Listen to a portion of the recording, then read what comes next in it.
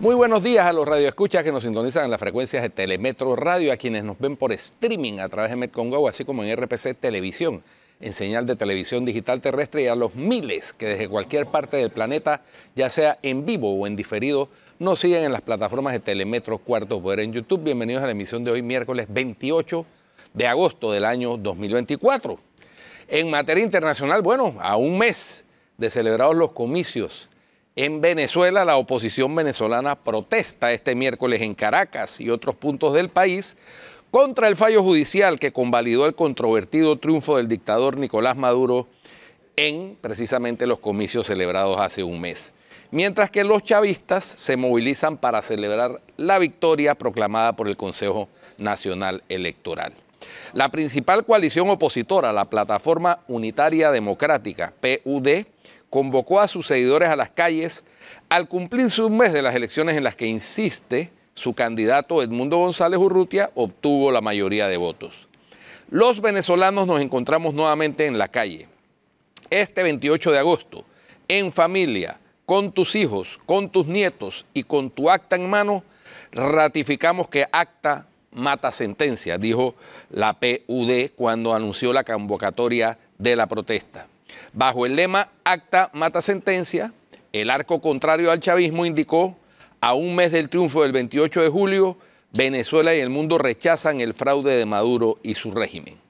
En Caracas, la convocatoria es a las 11 de la mañana, hora local, en la avenida Francisco de Miranda, a la altura del centro comercial Lido. La plataforma invitó a los venezolanos a imprimir el acta correspondiente a su centro de votación desde una página web donde asegura tener publicado el 83.5% de estos papeles, obtenidos, según la oposición, a través de personas que fueron testigos y miembros de mesa durante la jornada electoral. Las manifestaciones callejeras pacíficas y la presión internacional aún pueden lograr la salida de Nicolás Maduro en Venezuela, dijo ayer martes la líder opositora María Corina Machado, tras un mes de disputa electoral. El desacuerdo sobre las elecciones del 28 de julio ha provocado reclamos internacionales que piden la publicación de los recuentos completos de votos, protestas y medidas de la Fiscalía venezolana para investigar a la oposición y detener a periodistas. ¿Qué le queda a Maduro hoy? Un grupo muy reducido de militares de alto rango, el control que tiene de magistrados del Tribunal Supremo de Justicia y las armas, la forma en que está sembrando el miedo, agregó la titular de 20 Venezuela. Cuando se le preguntó a Machado si Maduro, quien ha dicho que ella y González deberían estar detenidos por presuntamente avivar la violencia en las protestas, podría permanecer en el poder con el control militar, Machado dijo no, absolutamente no. Los venezolanos están sintiendo rabia y dolor por la represión y los profundos problemas económicos del país, subrayó la dirigente. Bueno, vamos a ver en qué termina eso en Venezuela. Por otra parte, el ejército israelí dijo hoy miércoles haber eliminado a 9 terroristas armados durante incursiones militares terrestres y aéreas esta madrugada en 3 puntos distintos del norte del territorio palestino ocupado de Cisjordania. Las fuerzas israelíes iniciaron una operación antiterrorista, dijo el ejército en un comunicado que precisó y detalló que 3 terroristas murieron en un ataque aéreo en Jenin, otros 2 fueron eliminados en Jenin y Tulkarem y 4 más fueron abatidos en una operación aérea antiterrorista en la zona de Farah, cerca de Tubas, en el Valle del Jordán. El ejército difundió imágenes de este último ataque con drones contra palestinos armados que pusieron en peligro a las fuerzas que llevaban a cabo una incursión. Fuentes del Servicio de Emergencia de la Media Luna Roja Palestina también reportaron 9 muertos en los ataques, dando cuenta además de 13 heridos. El objetivo de la operación fue eliminar amenazas terroristas inmediatas que buscaban dañar a la población civil, según el ejército. El portavoz castrense, Nadav Chochani, confirmó que las tropas israelíes habían participado desde la medianoche en un intercambio de fuego en tiempo real, tanto en Jenin como en Tulkarem, y aseguró que ningún soldado había resultado herido. Y por último, en Estados Unidos, Donald Trump se enfrenta a una nueva acusación por sus esfuerzos para anular los resultados de las elecciones presidenciales de Estados Unidos de 2020, en los que fue declarado ganador el actual mandatario, el demócrata Joe Biden. El fiscal especial Jack Smith, a cargo de la investigación al expresidente Trump, presentó ayer martes 27 de agosto una nueva acta de acusación contra el expresidente, cambiando las alegaciones para encuadrarse con el fallo del Tribunal Supremo sobre la inmunidad de sus actuaciones como mandatario. El equipo del fiscal especial Jack Smith presentó ante un tribunal en Washington una acusación revisada, centrada en el papel de Donald Trump como político candidato a un cargo y no como expresidente, con el objetivo de que el proceso pudiera seguir su curso. De esta forma, el fiscal preservó 4 cargos relacionados con conspiración para obstruir un procedimiento oficial, pero matizó algunas alegaciones sobre su intención de subversión electoral. Tras conocerse la decisión de Smith, Trump la calificó de ridícula y dijo en su red social Truth Social que el fiscal Smith busca revivir una casa de brujas muerta en Washington, D.C., en un acto de desesperación y para salvar las apariencias. Esta nueva acusación se produce 10 semanas antes de las elecciones presidenciales, en las que encuestas de opinión atribuyen a la demócrata Kamala Harris una estrecha ventaja a nivel nacional en las intenciones de voto desde que el presidente Joe Biden pusiera fin el pasado mes de julio a su campaña de reelección. Eso es lo más destacado en materia internacional, mi querida Flor Mari Misrachi Ángel. Bueno, ¿cómo ese es el nombre con el que a mí me regañan? A ver, cuéntanos, Guido, ¿qué hay en el plano nacional? Hoy en el plano nacional la cosa está caliente por todos lados. Por una parte, el presidente José Raúl Mulino ayer dio unas declaraciones en el acto de reinicio, por llamarlo de alguna manera, de los trabajos para el 4º puente sobre el canal, en donde primero criticó haber cambiado el proyecto original que venía de la administración Varela y le pidió encarecidamente a la empresa china que acelere los trabajos y aspira a que estos trabajos estén concluidos en el año 2028. Es decir, Flor, la decisión del gobierno de Laurentino Cortizo y del ministro Rafael Sabonge de cambiar el proyecto como estaba nos ha costado 5 años de retraso. Esa es la conclusión que uno saca y muchos millones de dólares. Espero que algún día alguno de los dos rinda cuentas por eso. Por lo menos explique en qué basaron esa decisión, porque supuestamente lo que dijeron era que era para ahorrarnos dinero y no nos ahorraron ni tiempo ni dinero. Es correcto, es correcto. En otro plano, yo no sé, política, creo que aspiraba, según entiendo, según se rumoró en glosas, a ser designada magistrada del Tribunal Electoral Alma Cortés, pues ve frustradas sus aspiraciones porque la Corte Suprema de Justicia le rechazó la casación que buscaba anular una condena por peculado. Y entonces ya no cumple los requisitos. Como está condenada a más de 5 años de prisión. No necesita que sean 5 años para el caso de magistrados de la Corte, que son los requisitos que se requieren para ser magistrado del tribunal. Correcto. Con ser condenado por delito doloso, así sea. No importa por cuántos años. No importa por cuánto tiempo, ya no puede ser magistrado de la Corte y por lo tanto no puede ser magistrado ni del Tribunal Electoral ni del Tribunal de Cuentas. Y Eduardo Quiroz, por otro lado, hablando de nombramientos, bueno, ha quedado... Eduardo Quiroz, todo indica que la Junta Directiva del canal, de la Autoridad del Canal de Panamá, aprobó por unanimidad su designación como nuevo vicepresidente de comunicaciones de la Autoridad del Canal de Panamá. Así que Eduardo Quiroz, un destacado abogado, comunicador, fue presidente de un grupo importante editorial, político, fue viceministro y ministro de Estado, fue directivo de la Autoridad del Canal de Panamá, es decir, conoce el funcionamiento de la Junta Directiva y del canal, fue precandidato por la libre postulación a la presidencia, luego apoyó las aspiraciones de Ricardo Lombana y bueno, ahora estará como vicepresidente de comunicaciones de la Autoridad del Canal de Panamá. Nosotros tenemos un aprecio muy especial por Eduardo, siempre nos ha parecido una persona cabal y le deseamos éxito ante ese reto que asumirá próximamente. Bueno, el tema de la Asamblea sigue siendo la narcopolítica.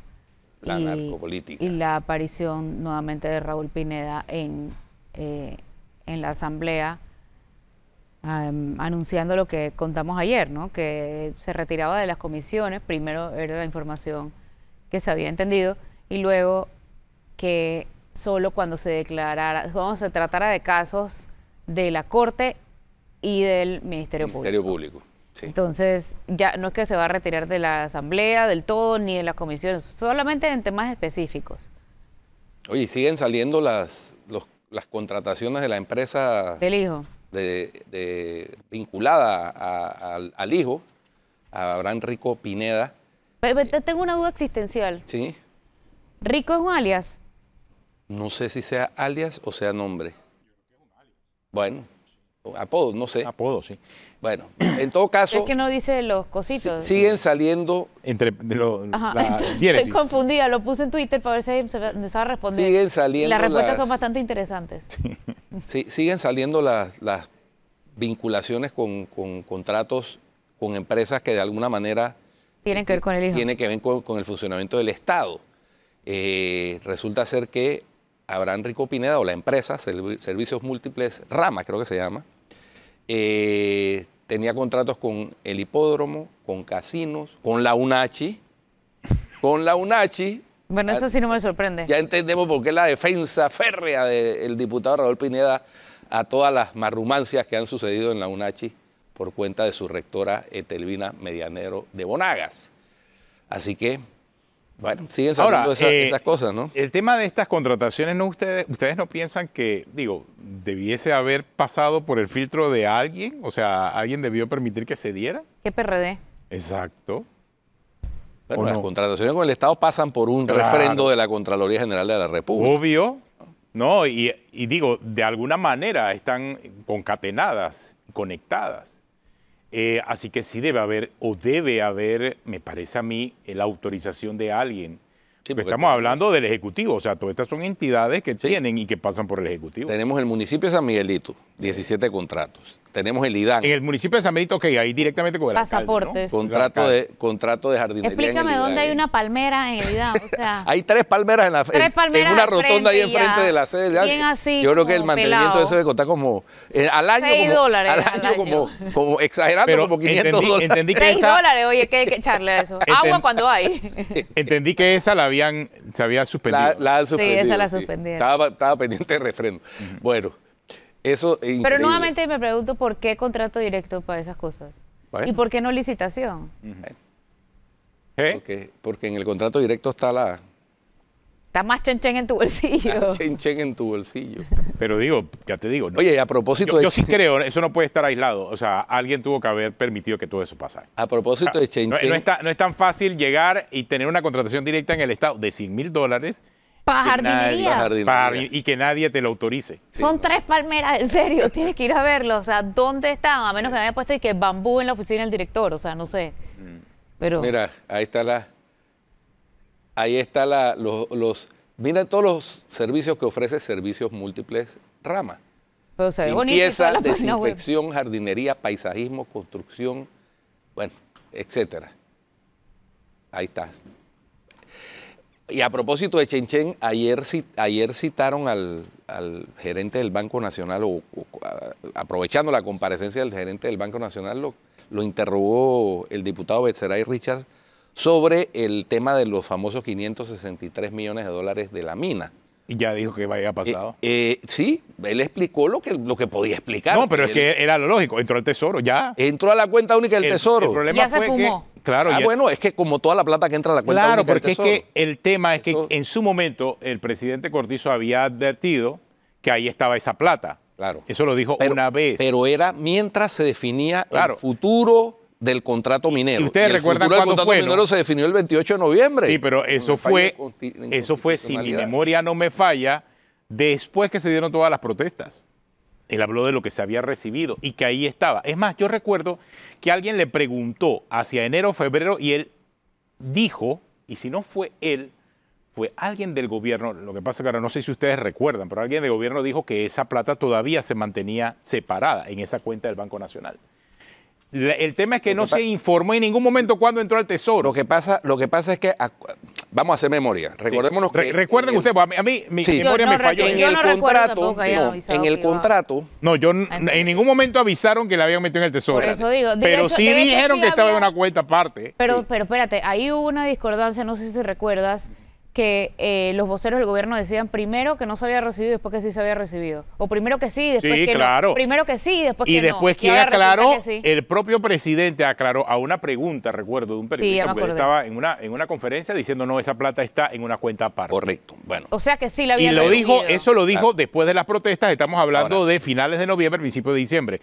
Después en enero o febrero, antes de la campaña, alguien le volvió a preguntar y él dijo lo mismo. Sí. El tema es que nunca se informó en qué momento eso pasó. O sea, de repente el presidente tampoco sabía. Bueno, recordemos que ese dinero se recibió antes de que... No, lo que dijo el señor Carrizo ayer en la asamblea fue que lo había comunicado el presidente y el ministro de Economía y Finanzas, tengo entendido. Sí. Es más, él leyó un memorándum, creo. Leyó las comunicaciones, las tenía en su celular. Claramente los dos estaban más perdidos que el hijo de Bueno, pero un momento, hagamos memoria. El contrato, el malogrado contrato declarado inconstitucional por la Corte, establecía cómo se distribuía el dinero que se recibiera como dividendos o pagos de regalías, etcétera, ingreso mínimo garantizado, era el término, de la minera. Y establecía que una parte iba para el seguro social, ¿verdad? Para los jubilados, otra parte iba para la capacitación de los docentes, etcétera. Entonces, como no estaba en firme la decisión todavía de qué iba a suceder con el contrato minero, que era el que establecía esas divisiones, entonces el gobierno tomó la decisión de mantener eso en una cuenta restringida mientras se resolvía la suerte del contrato. La suerte del contrato se resolvió el 28 de noviembre con el fallo de inconstitucionalidad. Y entonces, bueno, yo no sé, me imagino, como dijo Mulino, o se le chispoteó al presidente Mulino en la conferencia del pasado jueves, que esa plata se gastó porque no había manera de no gastarla, sin saber que no era su gobierno, sino el gobierno anterior el que había dispuesto de esos fondos. Como efectivamente informó ayer a Betzeray Richards en el interrogatorio el gerente del Banco Nacional, Javier Carrizo. Eso entró al Fondo Común, donde entran los ingresos de las empresas mixtas, donde entran los fondos de los excesos del canal. El 17 de noviembre del 2023 cuando se hizo el pago. Sí. Ahí fue. Y ahí se informó inmediatamente que ese dinero, el 2 de noviembre del 2023, el presidente Cortizo anunció que la plata estaba en una cuenta especial. Ahí está. Bueno. ¿Qué ocurrió después de la confirmación del pago y de informar que la plata estaba en esa cuenta? Es la gran duda que tiene todo el mundo ahora. Y yo insisto, alguien le preguntó posteriormente, el tema es que no encuentro esa información, pero antes de la campaña, que arrancara la campaña arrancó hacia el mes de febrero, alguien le preguntó dónde estaba, si seguía allí, él dijo que estaba allí. El tema es que la plata después ingresó al Tesoro y según el gerente del Banco Nacional de Panamá, que estuvo ayer en la Comisión de Presupuesto, él leyó textualmente, por acá lo tengo, el memorándum que envió el ministro de Economía y Finanzas en ese momento, Héctor Alexander, que ordenaba pasar los 560 millones que pagó la mina al Tesoro Nacional, donde pues todo el mundo sabe que esa plata entra al mismo canal que entra todo lo demás, ¿no? Claro, y de ahí se usa para pagar gastos. Ahora, yo lo que no sé ahora es que de esa plata no se pagó el bono de los jubilados del año pasado, no. Puede ser. ¿Será? Puede ser. Pero una vez que entra a la cuenta única del Tesoro, eso se confunde con todos los fondos. Sí. Entonces, por eso es que Javier Carrizo dijo, yo no soy el que audito esa cuenta única del Tesoro. Esa cuenta sí está en el Banco Nacional, pero quien audita eso es la Contraloría, ¿no? Básicamente. Correcto. Así que por ahí, hacia ahí hay que apuntar. O sea, que en todo caso el Contralor es el que tiene que explicar. Es el que tendría que explicar. O podría dar cuenta de en qué se usaron esos fondos. En qué se usó los fondos. Pero es que cuando entra en el fondo común... Pero mira, que en febrero el gobierno confirmó que descongeló los fondos que dio la mina de cobre. En febrero... Sí, hay una confirmación. Sí le encontraste. Sí. O sea, que lo que dijo fue que sí había descongelado los fondos. Sí, correcto, por eso yo te dije primero dijeron que sí y después que no. Sí. O sea, que sí hay una confirmación de que en febrero... Y lo confirmó el que era viceministro de Economía, Carlos González. Bueno. que los fondos aportados por Cobre Panamá cuando estuvo vigente el contrato de ley, que luego fue derogado por la Corte, fueron descongelados e incorporados al arca del Estado. O sea, ahí está.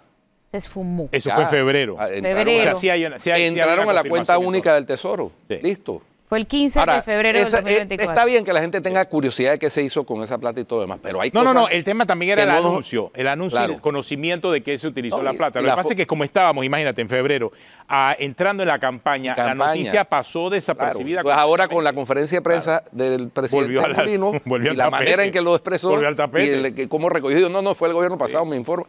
Entonces se ha generado y en eso, inclusive, los medios de comunicación muchas veces tenemos memoria corta. O sea, sí, bueno. Y más cuando tienes esta gran cantidad de noticias que hubo entre febrero y mayo. Había una campaña presidencial. Alguien me estaba diciendo que no nos dejemos distraer de todas las otras cosas que están sucediendo, porque dice, ya ahora la emprendieron con los 563 millones de dólares de la mina y se nos olvidó los 500 millones de dólares de la UNACH. Bueno, pero aguanta. Se puede caminar.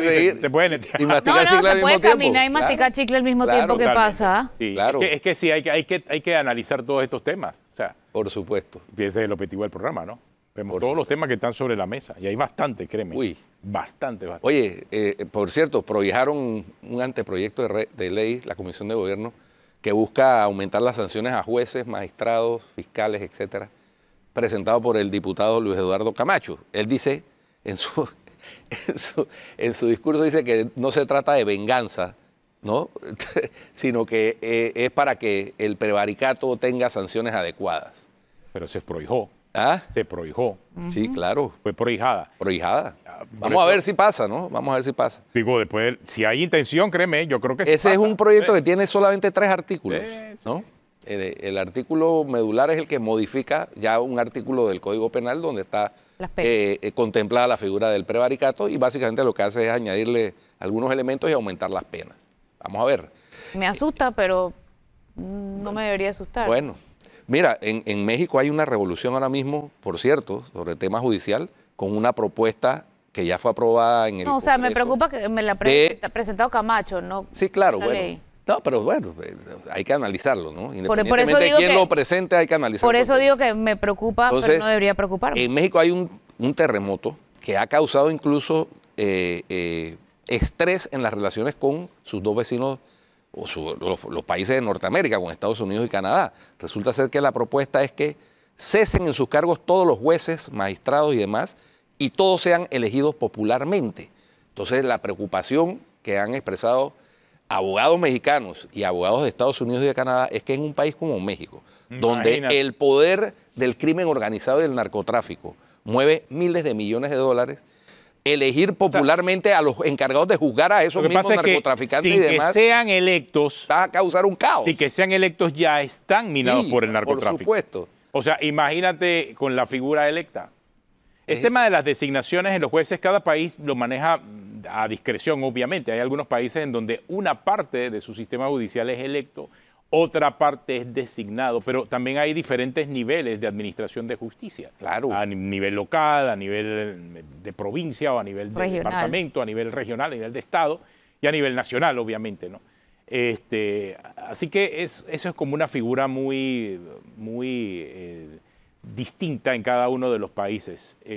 Pero obviamente si es un tema, en un país como México, imagínate en el caso panameño. Ha causado las reacciones. Y una cosa es escoger por votación a un fiscal y otra cosa es escoger por votos a un fiscal o por votos a un juez. O sea, ahí hay una gran diferencia. Las manifestaciones de preocupación que expresaron los embajadores de Estados Unidos y Canadá en México causaron que el presidente Andrés Manuel López Obrador indicara que se ponían en pausa las relaciones. Después aclaró que no con los gobiernos, sino con los embajadores. Es lo mismo, ¿no? La relación con el embajador en Estados Unidos también es una relación en Estados Unidos también hay jueces, sobre todo de condado, que se escogen por votación. Hay fiscales también de condado y de estado que se escogen por votación. Pero a nivel federal, es decir, lo que regula la ley, son de carrera. De carrera y designados. Son de carrera. De carrera, pero designados también, porque hemos visto las polémicas que se han dado en la Corte Suprema de Justicia de los Estados Unidos. Sí, pero por votación elegirían al que menos los pudiera juzgar, o sea, no tiene mucho... Bueno, le meterían plata los narcos, criminales le metían plata al candidato que los inocentes Mira, sería uno que no los va a Y de ese fregar. tema casualmente vamos a hablar en unos minutos. O sea, de cómo hay que evitar caer en una figura de un narcoestado, en donde los narcotraficantes sean los que mandan. Sí, porque hoy todavía yo creo que no se puede hablar de narcoestado. Yo tampoco pienso que ni de Estado fallido, pero sí de democracia fallida.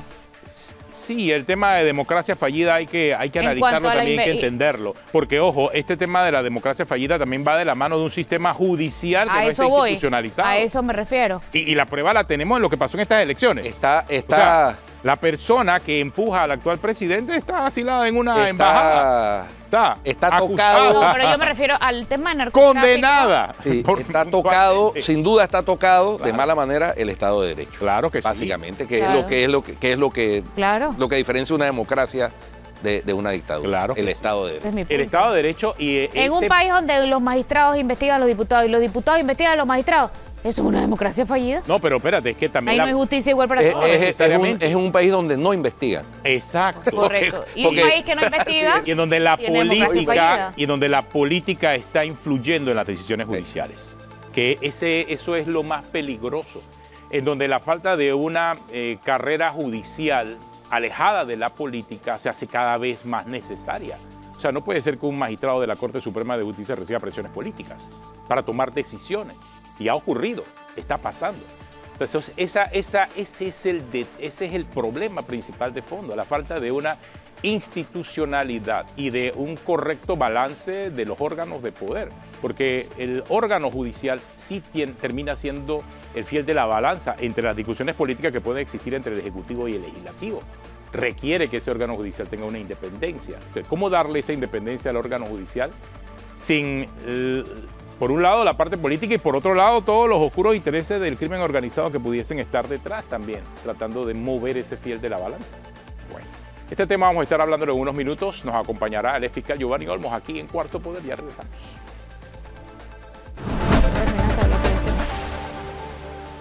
Bueno, continuamos aquí en Cuarto Poder. Nos acompaña el ex fiscal Giovanni Olmos. Vamos a ver este tema de la narcopolítica, narcoestado, de qué forma el narcotráfico ha penetrado o está intentando penetrar las instituciones en Panamá. Hemos visto otros casos en países vecinos. Hemos visto el caso de Ecuador, por ejemplo. Estamos viendo el caso de México. O sea, estamos viendo el caso de otros países, sobre todo en el área caribeña. Estamos viendo el caso de Haití, que es un estado fallido completamente. Ecuador, que llegó a una crisis en donde los narcos hasta querían poner presidente. Bueno, Colombia, donde ya tenían tanta plata que al final retaron al Estado con Pablo Escobar. Exacto. Colombia logró salir de esa vorágine. ¿Sabes que en el año 2019 Colombia terminó con más de 60 parapolíticos en el Congreso? Imagínate. Bueno, ¿parapolíticos o financiados por? Bueno, Atenógenes y Flor, Guido, buenos días. Ha habido un aumento exponencial según el análisis comparado de estos países. Mire, El Salvador, como Bukele ha combatido de una manera u otra las maras.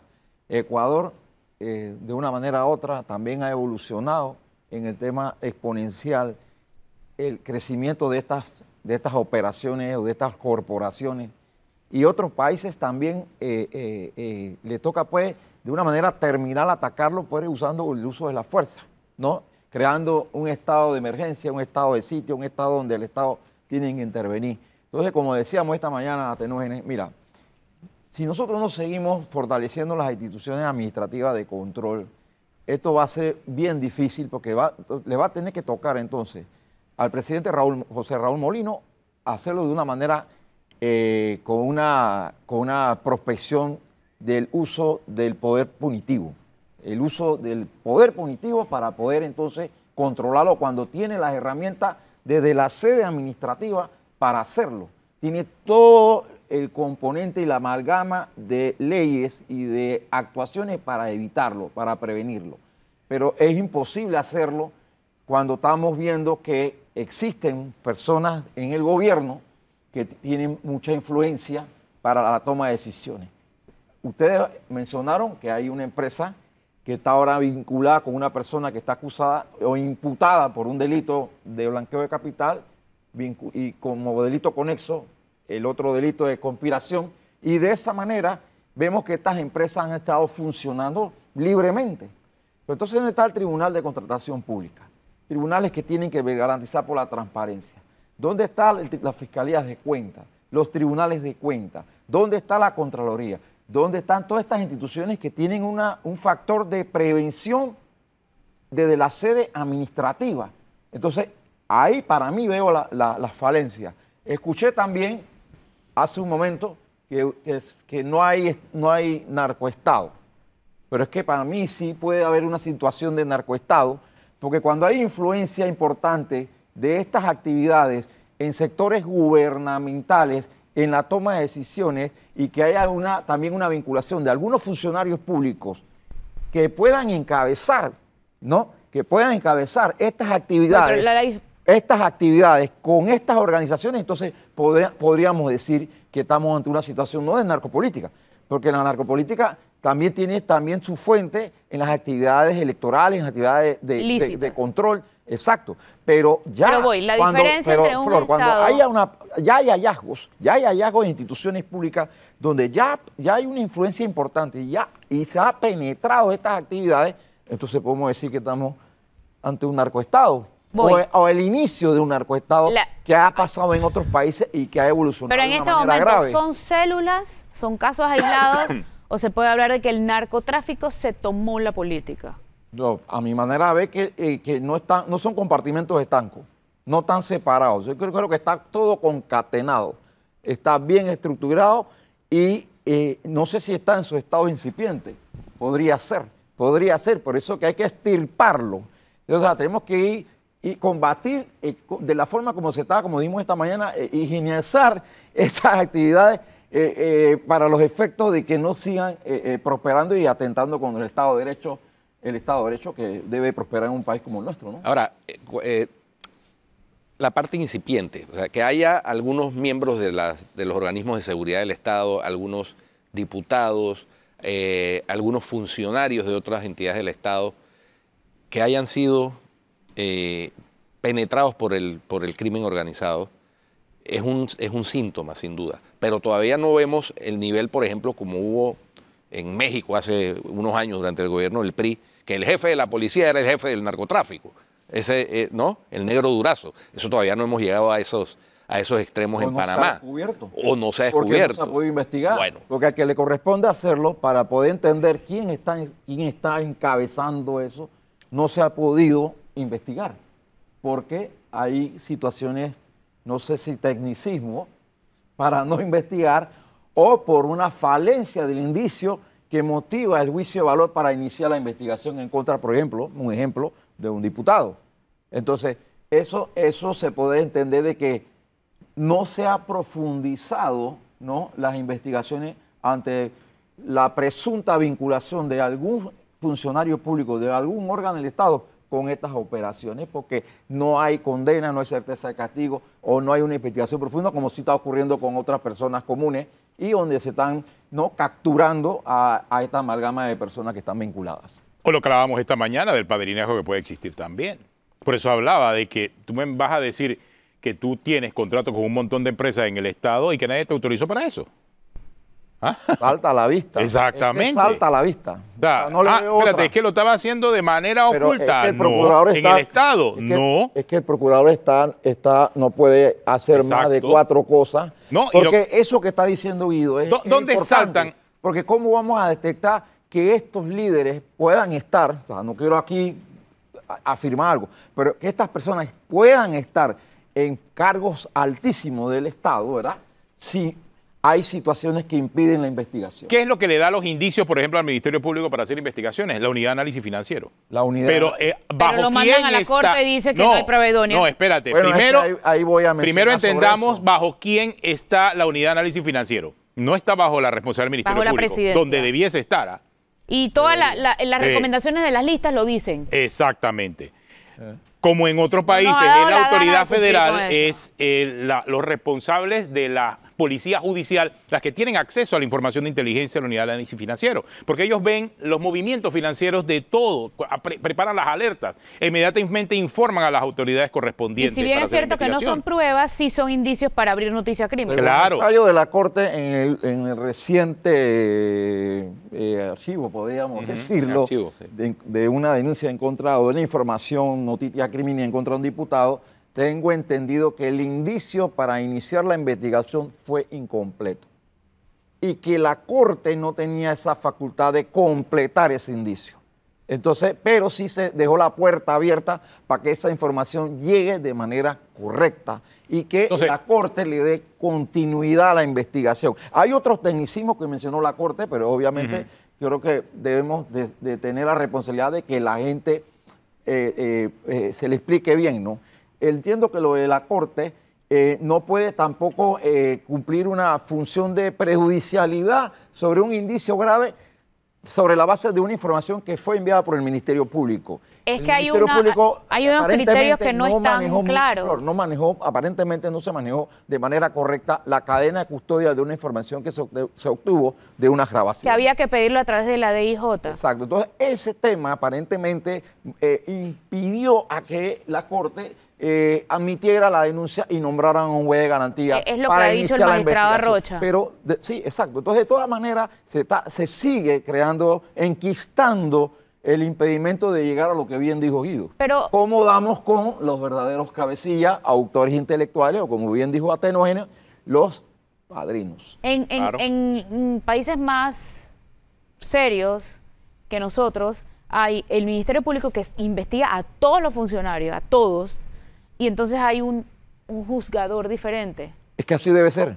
Así es en Colombia, por ejemplo. Debe ser así. Para el Tribunal de los Aforados. Es que así debe ser. Por eso no creo que debemos seguir con esto, y tú bien también lo has dicho varias veces, que los aforados tengan un privilegio en su forma de juzgamiento. Si a nosotros nos llega esa información a un fiscal, ya estuviéramos en una situación bien complicada desde la perspectiva penal. Ahí sí le abre a uno caso, pero espera, hay otra. Yo hubiera tenido una situación de formulación de imputación. Hay otra cosa que empeora todo esto, y es que a nosotros nos condenarían si fuéramos. Lo somos.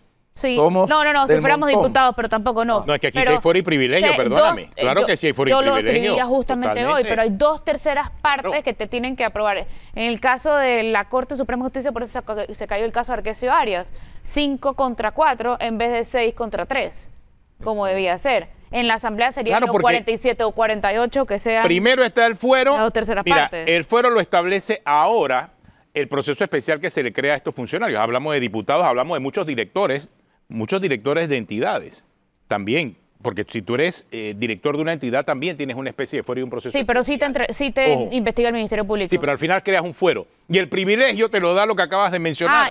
La forma entonces en que te juzgo, espérate, a los ministros sí los investiga el Ministerio Público, pero los juzga la Corte. Que es otro fuero. Ese es otro fuero. Que es otro fuero. Es justicia ordinaria, porque lo que queremos es investigación. Justicia ordinaria con condenas extraordinarias, porque al final la investigación es. Condenas ejemplares. Yo sí pienso que al final, con excepción del juzgamiento político de lo que puede ser el presidente de la República, que recae normalmente en los parlamentos, el resto de los mortales debemos ser iguales ante la ley. O sea, si eres diputado, si eres ministro, si eres director de la policía o si eres director de una entidad, debes pasar por el mismo proceso ordinario de la justicia.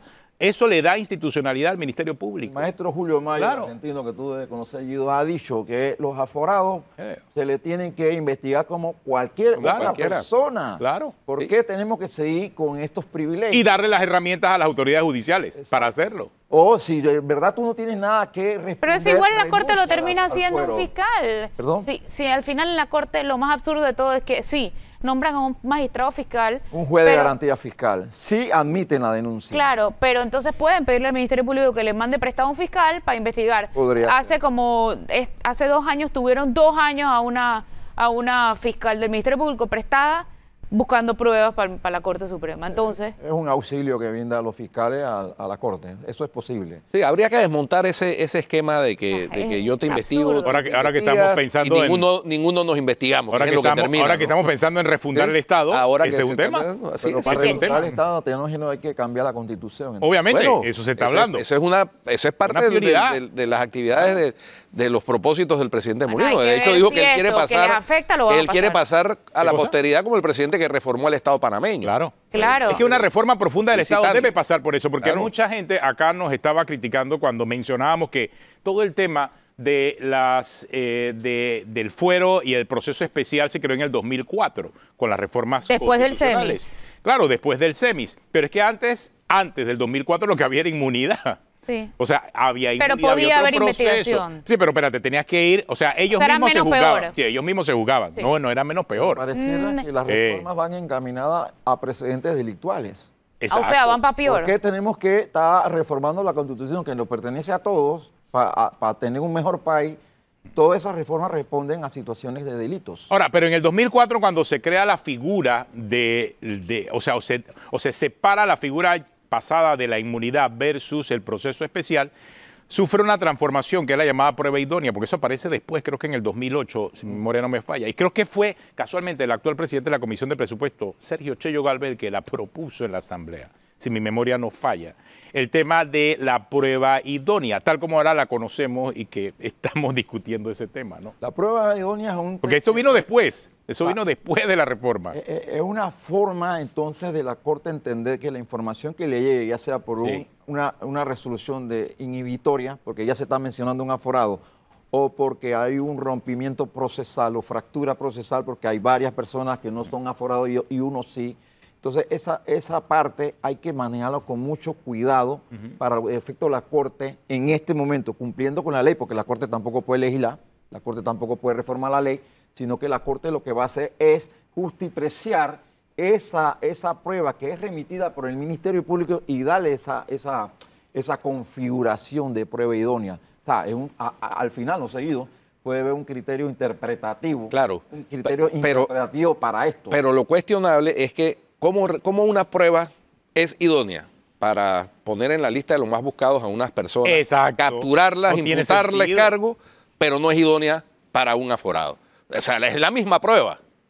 Si es la misma justicia, para unos, y es la misma justicia, pero parece que hay dos tipos de justicia. No parece, en la práctica hay dos tipos de justicia. Por la formación de la prueba, para ese aforado es donde hay como un hay un salve. Más celo más fuerte, o un juicio de valor pero más fuerte. Pero también depende. Pero debiese ser igual. También depende, porque tampoco es que tiene termina siendo subjetivo. Claro. Es subjetivo, eso es mi punto. El criterio no es... Claro. El criterio no es uniforme. No, Una vez es muy riguroso, otras veces es muy amplio. Y entendamos que esa calificación de prueba idónea es un detalle de forma, no se va todavía al fondo de la cuestión. Exacto. O sea, nadie entra a saber realmente qué fue lo que pasó. Espérate. Vea, claro, en el derecho la forma y el fondo es igual de importante, eso lo entiendo, pero el detalle de la prueba idónea es un detalle de forma. Pero es que ya no se puede hablar de prueba idónea, yo quisiera pues... Pero es lo que no pueden... La verdad. Se habla de elementos de convicción. Elementos de convicción. Ya de prueba idónea no podemos mencionarlo públicamente. Ellos quieren que uno lleve la investigación hecha. Elementos de convicción que dé mérito para entender que si hay indicio para iniciar una investigación. Por eso digo, al final... No quiero enredarlos, pero es que para el ciudadano común... Lamentablemente es así. Para el ciudadano común lo que ve es que, espérate, a este grupo me lo trata de una forma y a nosotros, los demás... No es que lo ven así, es que es así. Vamos al cambio y regresamos con el exfiscal Giovanni Olmos.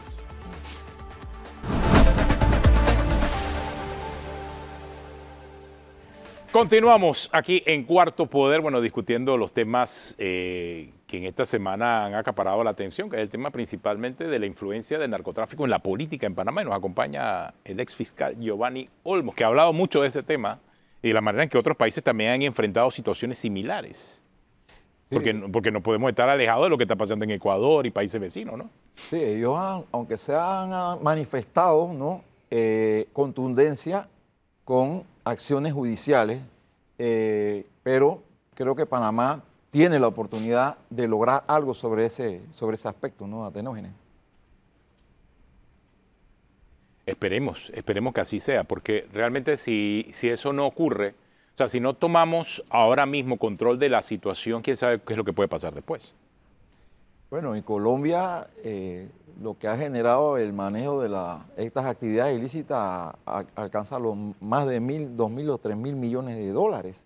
Es una actividad redituable, es una actividad que realmente puede hasta superar la capacidad del Estado de combatirlo. Por eso es que es importante el fortalecimiento de los niveles de control administrativo a fin de tener algo que atempere el ingreso o la influencia de estas actividades al Estado, al país. En 1993, la DEA capturó al entonces diputado del Pala, a Anel Ramírez, tratando de meter 150 kilos de coca en Florida.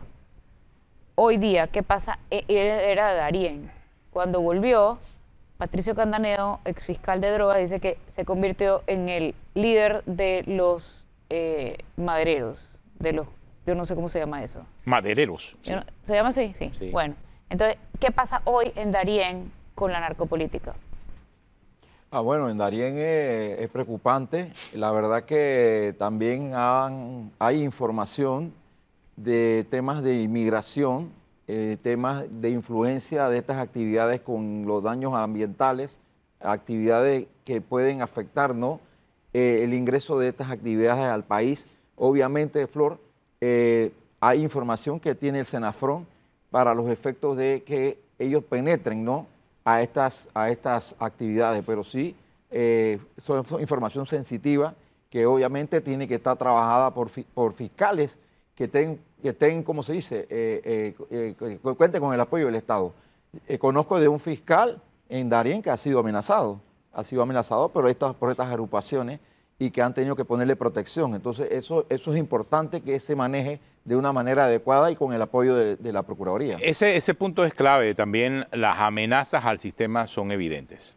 O sea, cuando se presentan las denuncias, y ha pasado, bueno, con este funcionario que usted dice, ha pasado con periodistas también en Darién, que de una forma u otra... ¿Han tenido que huir? Claro, han tenido que huir, han tenido que salir de la provincia y algunos han tenido que salir hasta del país, producto de la injerencia directamente del narcotráfico en muchas de las rutas, inclusive, en muchas de las actividades económicas que se desarrollan en Darién. Eso es una realidad. Yo que fui fiscal... Más que usan a los migrantes para cruzar la droga y todo. En caso de robo de auto y hurto de auto, incluso yo he estado en lugares públicos donde llegan personas y te gritan y te amenazan. Sí. Entonces que genera en este fiscal, y en mi caso, porque ha pasado un nivel de vulnerabilidad, porque hay fiscales que no tienen escoltas. O sea, y yo pienso que estos fiscales en áreas... O sea, no a todos los fiscales se le pone escolta. No le ponen escolta. Estos fiscales que manejan áreas sensibles de altísimo riesgo, hay que ponerles escoltas. Por ejemplo, este fiscal que yo te menciono de Darién ha tenido problemas de seguridad por eso. Incluso tuvieron que mandarlo de vacaciones. Entonces, se ha tratado de ayudar, el procurador ha hecho todo para protegerlo, pero me parece que en esa área, como bien dice Flor, ha trascendido más las actividades ilícitas sobre el control del Estado para prevenirlo. Bueno, porque donde el Estado deja vacíos es bingo para los narcotraficantes. Quizás en una situación de huérfanos. O sea, ellos tratan de cumplir la ley. Donde no manda el Estado, manda otro. Donde no manda el Estado y no hay el control del ius puniendi del Estado en esa área, va a mandar otra persona, otras agrupaciones y otras actividades. Y en Darién... Y la ley de la plata o el plomo. Y en Darién hay otras actividades que son fuertes. Entonces, no solamente el tema de la inmigración, trata de personas, daños ambientales, delitos ambientales y el tráfico de drogas. Entonces, es una provincia que hay que darle más apoyo. Y actividades que pueden estar, obviamente, vinculadas, ¿no? Todas están entrelazadas. Me parece a mí que todas están entrelazadas y por eso es que las autoridades en Darién tienen que tener la protección, más los jueces de garantía y el Ministerio Público. Hombre, muchas gracias, fiscal, por acompañarnos aquí, el ex fiscal Giovanni Olmos, conversando con nosotros aquí en Cuarto Poder. No podemos terminar sin recordar que hoy a las 10 van a inaugurar los nuevos carriles de la ampliación entre el Puente de las Américas y Arraiján. Y ayer vimos al presidente Mulino cuando hizo el anuncio de que las obras del puente van a continuar. Aquí tenemos un atraso con ese puente de 5 años. 5 años. Por un capricho, ¿ah? Por un capricho. Por un capricho no explicado. Exactamente, porque nunca terminó de aclararse y encima después le cayó la pandemia y se terminó de enredar, y es parte de lo que decíamos ayer acerca de dónde están los 25.000 millones. Si estuviéramos viendo ese cuarto puente, si estuviéramos viendo la línea 3 del metro, si estuviéramos viendo toda esta ampliación, nadie estaría preguntándose dónde están los 25.000 millones. Pero como no hemos visto nada de eso, como nada se terminó, como todo quedó a medio palo, ahí está la pregunta ciudadana al gobierno pasado de Laurentino Cortizo, Guido y Flor. Ciertamente. Bueno, vamos a ver. Ahora, el problema que vamos a tener es que se termina la línea 3 del metro y los sufridos pasajeros que vienen de Panamá Oeste llegan al mismo embudo. Exacto. Porque no hay de otra. Entonces, vamos a inaugurar un problema nuevo. Porque habrá que movilizarlos, quién sabe cómo, hacia la terminal de Albrook. Porque esto terminó, un embudo al final. Esto terminó con Juan Carlos Varela en un gran proyecto que terminaba en el llamado Corredor de Playas. Que venía en un proyecto, ojo, que inclusive esto se había hablado hasta del gobierno de Ricardo Martinelli.